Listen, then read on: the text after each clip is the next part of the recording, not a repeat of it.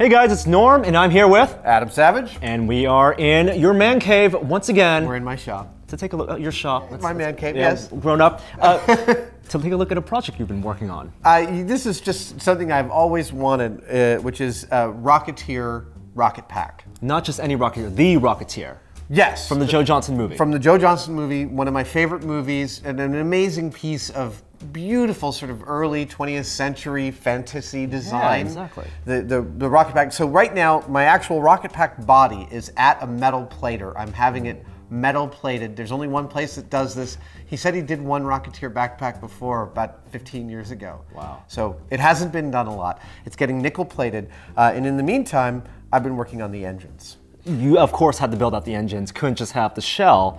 How much of the engines actually show up in the movie and stick out of the pack? Not a hell of a lot. But still. But these are accurate to what was built up in the film. Mm-hmm. I purchased some braided cable for auto brake lines. This is all straight urethane resin, slush cast. The idea was, I found some reference online. People had done some discoloration of, like a heat discoloration of their Rocketeer rockets, and I really liked that. Oh, so I went with this in two different ways. One was I used some model paints, a spray metallic purple and a spray metallic blue, and I did a treatment on these braided lines, where I did purple on the top and then blue underneath, because that is the pattern when they get that heat color distortion. Then I also did that at the base on this, which I'm presuming is some kind of plated cast iron, something or other. I did a spot of brass gold on top of a spot of metallic blue to give a similar feel. Is that how jet engines actually look? I have no idea. Oh, it just looks cool. It just looks cool, and it tells the story. I then did a bunch of different washes of silvers and blacks, along with some rub and buff. Rub and buff is this. It's like this amazing material. It's effectively a wax with metallic powder in it. They make it in about 30 different colors. And you can literally squeeze it out onto a palette and paint it on with a brush. But then after it's painted on, you can go back and you can kind of rub it, and it literally will buff to a shine. So you can make silver things look super extra silver. And there's, actually speaking of silver, there's like 5 different colors of silver, like silver, pewter, aged silver, weathered pewter. And each of these gives you the ability to sort of add layers and layers. The illusion of shiny metal, and then on top of that, you add more weathering. Exactly. I mean, and the key to weathering is always one of my favorite things. It's always one of the hardest things. But one of the keys to it is layers.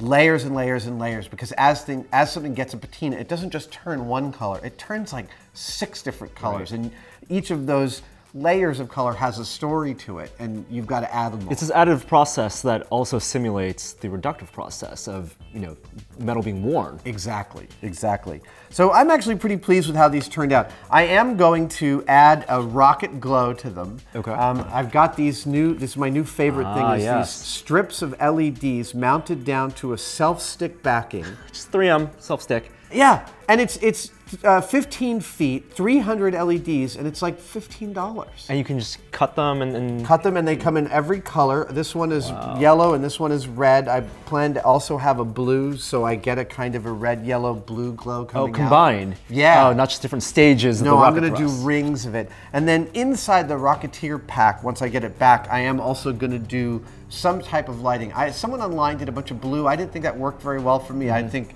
if this was really old-timey, it might be radio tubes or something, so it would have a kind of a yellow underglow. Oh, it's much better than just like a light and some paper on the Exactly, exactly. I can't make them fire real flames, unfortunately, but if I could, I would. So in addition to the actual rockets, you have the shell and also some straps too, right? Yes, there's a company online that makes a kind of a cheap Rocketeer over-the-shoulder strap pack for the rocket pack.